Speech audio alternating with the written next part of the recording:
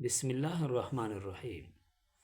قدرمند حضرت ابن عباس رضی الله عنه فرمایی کله رسول پاک علیه الصلاة والسلام معاذ بن جبل صاحب رضی الله عنه یمن ته لوژه.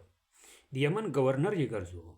ویلي ای معاذه، زه تو داسې علاقه ته لځه چې پاش اهل کتاب پروته دي، نصارا پروته دي.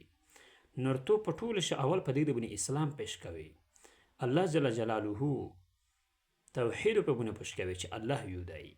دمدا خبره چې د مو د رسالت بونه قایله وي. کچیر دا خبره در سره ومني، دا خبرو بیا دا ورته وږي چې تو سه پرېد چې 15 وخت منځه ادایګي کوشش کوي، تو سه منځه نه کوي.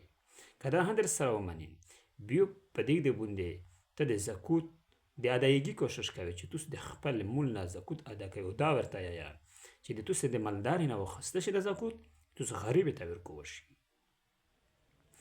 او خاص کر جون وسوتا د مظلوم د بدوانه ځکه چې د مظلوم او د الله په مان چې پرده نه وي، کسه چې ظلم درنه ونه شي، کسه چې څوک درنه ونه ازارول شي.